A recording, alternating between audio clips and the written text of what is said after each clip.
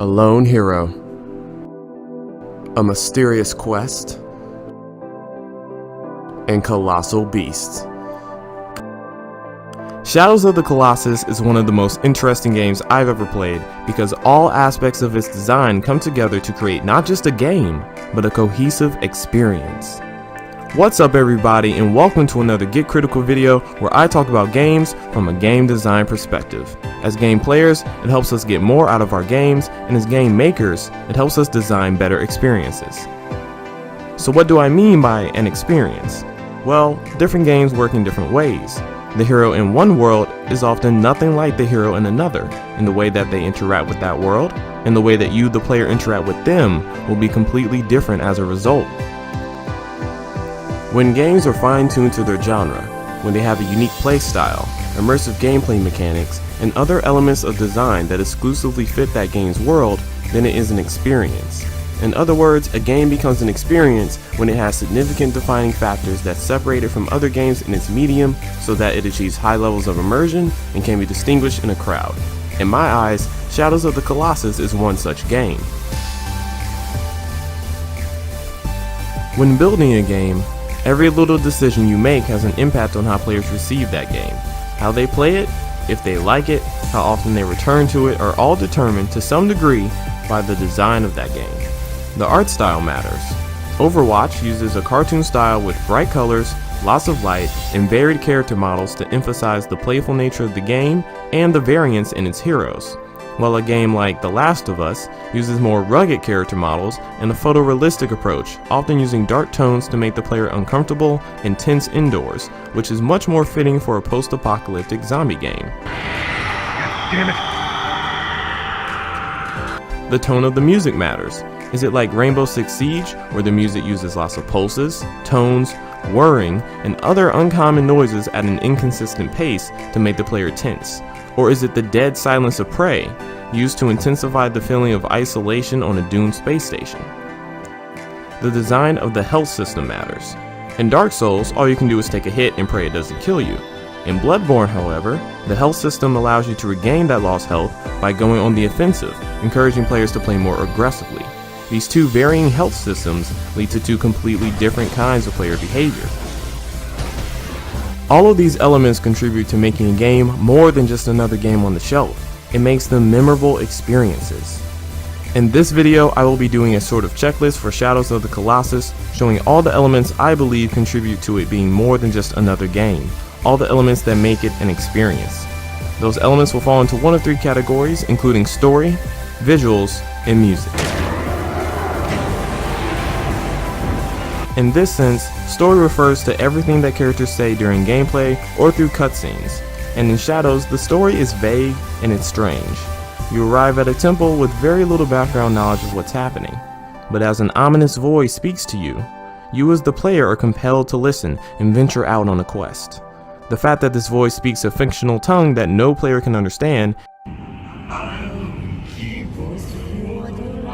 even though it is translated into English for you to read, contributes to the feeling of confusion, mystery, and powers beyond your control. The character himself says very little. Actually, if I'm not mistaken, he doesn't say anything throughout the entire game except to call to his horse,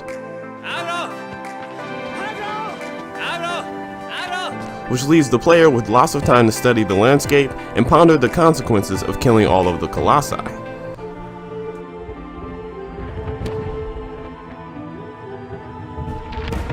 The game is isolating. The only living things I came across were my horse, some birds, the occasional fish, and some gecko, which you can kill for their tails apparently.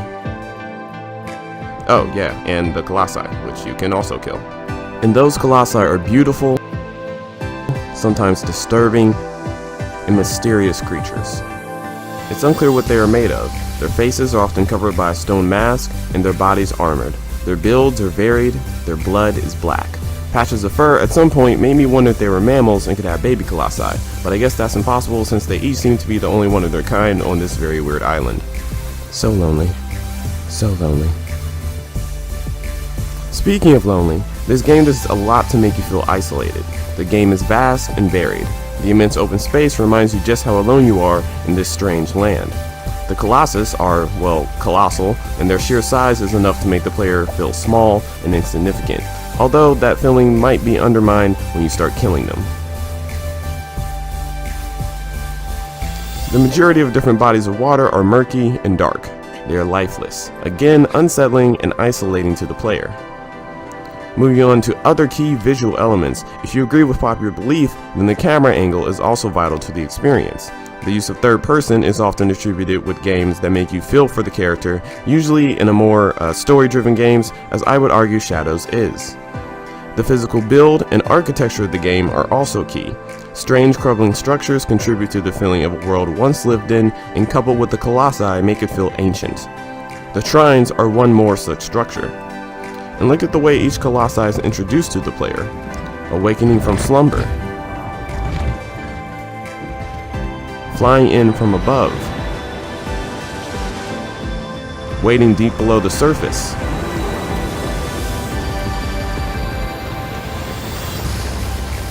Or breaking through structures that it seems they've long been imprisoned within.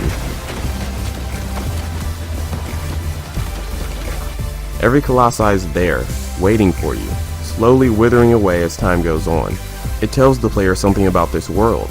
It tells them that they've been lying in wait for a long time, waiting to be awakened, and weirder still, they are really quite passive beasts.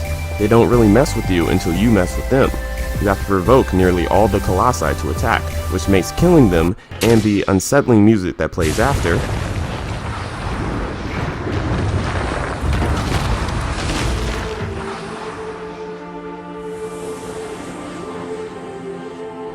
that much more strange and thought-provoking.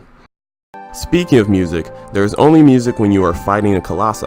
Otherwise, aside from the wind and the galloping of your horse Argo, there is dead silence, again contributing to this feeling of isolation. Clearly, the feeling of mystery and isolation were important to this game's development.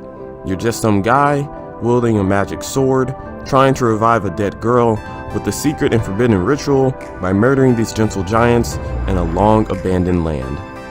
Yeah, the design of the game reflects that pretty darn well. And I wanted to go into deeper detail with game mechanics and talk about how that kind of influences this game becoming more of an experience, but yeah, it's already getting pretty long, so maybe another day in another video. So that's all for this one. I hope you enjoyed it, and if you did, please hit the like button, hit the subscribe button, leave a comment below, check me out on Twitter, all that good stuff. Remember to check out the description to see like the video credits, some cool links, more information. And of course, thanks for coming and getting critical with me, CreatorRedA, and I will see you in the next video.